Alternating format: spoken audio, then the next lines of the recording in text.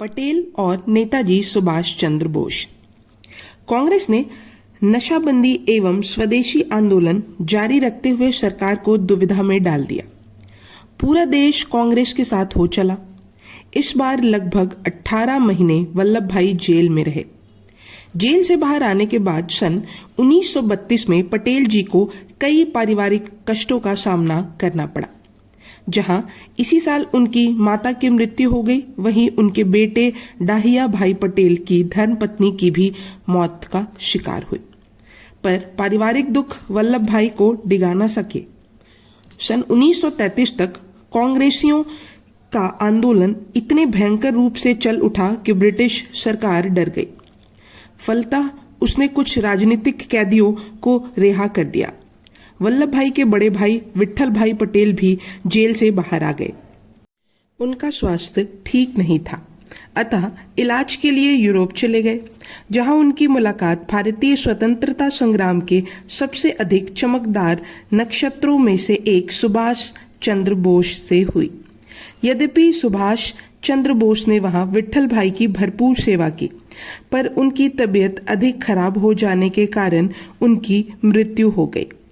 जब उनका मृत शरीर बंबई लाया गया, तब वल्लभ भाई पटेल नासिक में थे।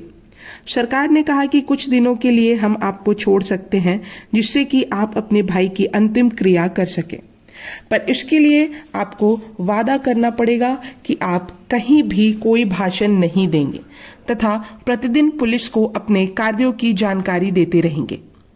वल्लभ भाई अपने बड़े भाई की मृत्यु के चलते एक तो पहले ही परेशान थे और इस प्रकार के शर्तें सुनकर वे और भी अधिक दुखित हो गए।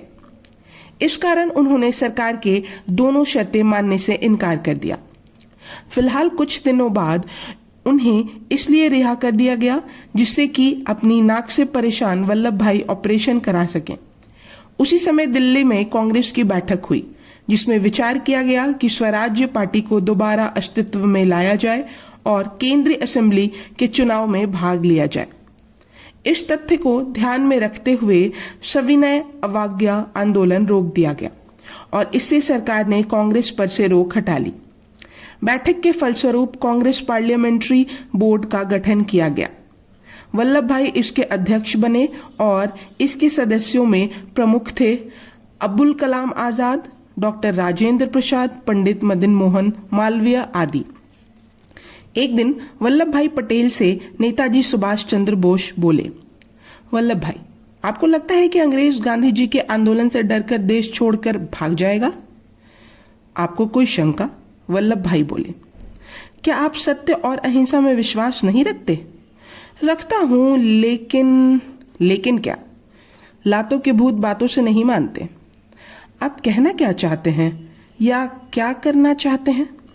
मैं अंग्रेजों के दुश्मन राष्ट्रों से मित्रता करने के पक्ष में हूं। इससे क्या होगा? उनकी मदद से मैं आजाद हिंद फौज का निर्माण करना चाहता हूं। क्या यह सब इतना आसान है? नहीं है क्या? ऐसा कभी हुआ है? हो भी रहा है। मतलब राजा महेंद्र प्रताप निर्वासित होकर भी समांतर सरकार चला रहे हैं। बामियान की गुफाओं में छिपकर 2-4 मीटिंग कर लेने को तुम समांतर सरकार की संज्ञा देते हो? शिकार को पकड़ने के लिए कभी कभी सिंह को गुफाओं में छिपना भी पड़ता है। ओह, नेताजी, आपसे भला कौन जीत सकता है? शायद गांधी जी भी नहीं। हाँ, गांधी जी भी नहीं।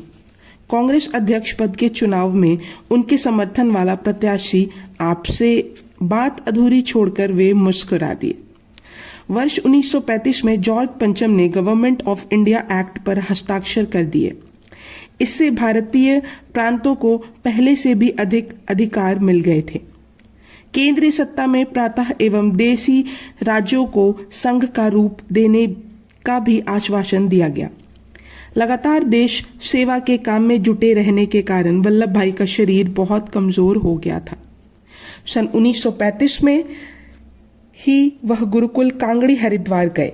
वहां उन्होंने दीक्षांत समारोह की अध्यक्षता की।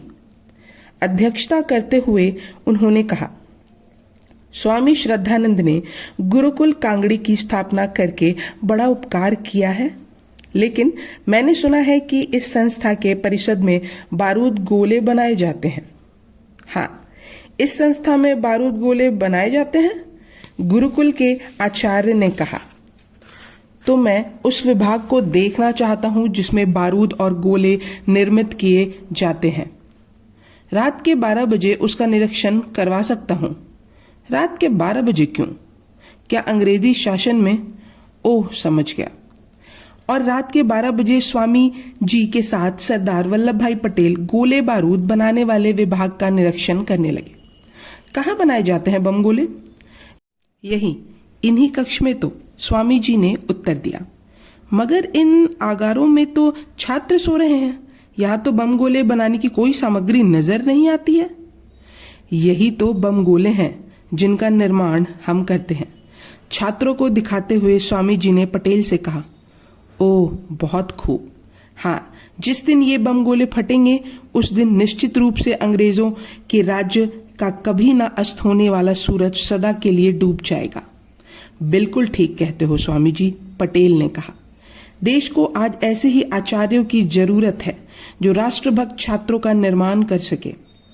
हरिद्वार स्थित गुरुकुल कांगड़ी से सरदार पटेल कन्या गुरुकुल देहरादून जाकर दिल्ली वापस लौटे तो उस समय वह निमोनिया से पीड़ित थे, पर ऐसी मुसीबतें लौह पुरुष को कभी रोक नहीं पाई थीं। शायद इसलिए उन्होंने लखनऊ में हुए कांग्रेस के अधिवेशन में भाग लिया।